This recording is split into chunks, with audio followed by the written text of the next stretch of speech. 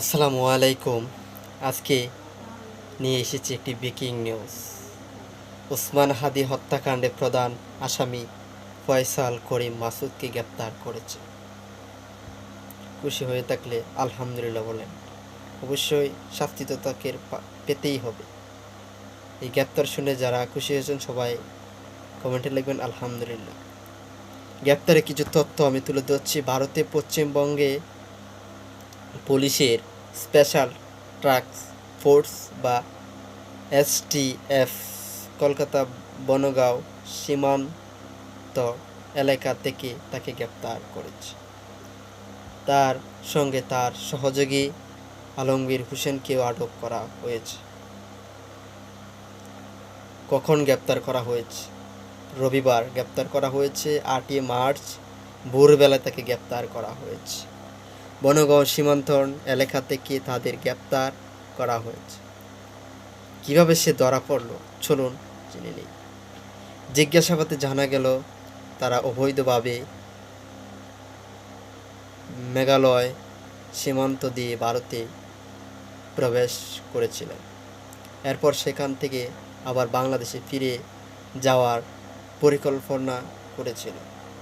ওসমান হাদির হত্যাকাণ্ডে এবার সংক্ষেপে তার কিছু সংক্ষেপে বলি। ওসমান হাদি হত্যাকাণ্ডের সম্পর্কে বলি। 2025 সালে 12ই ডিসেম্বর ঢাকা বিজয়নগর এলাকায় রিক্সা যাওয়ার সময় দুর্বৃত্তরা তাকে গুলি করা হয়। তার মৃত্যুর ঘটনাটা হচ্ছে গুরুতর আহত অবস্থায় তাকে চিকিৎসার জন্য সিঙ্গাপুরে নেওয়া হয় ভালো চিকিৎসা পাওয়ার জন্য।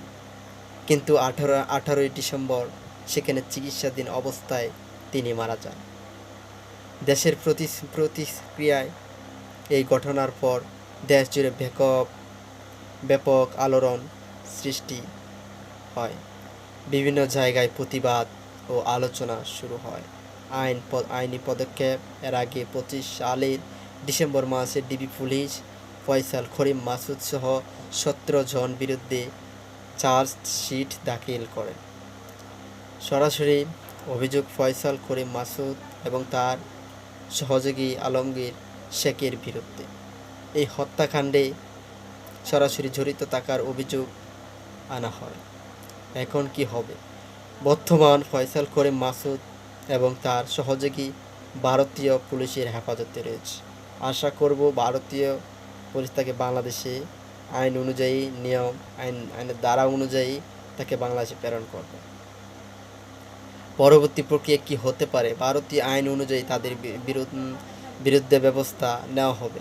এরপর বাংলাদেশের কাছে স্থানান্তরের প্রক্রিয়া শুরু হতে পারে। এটাই ছিল এই মুহূর্তে সর্বশেষ গুরুত্বপূর্ণ খবর। আর আপডেট পেতে পেজটি ফলো করুন। ধন্যবাদ সবাইকে।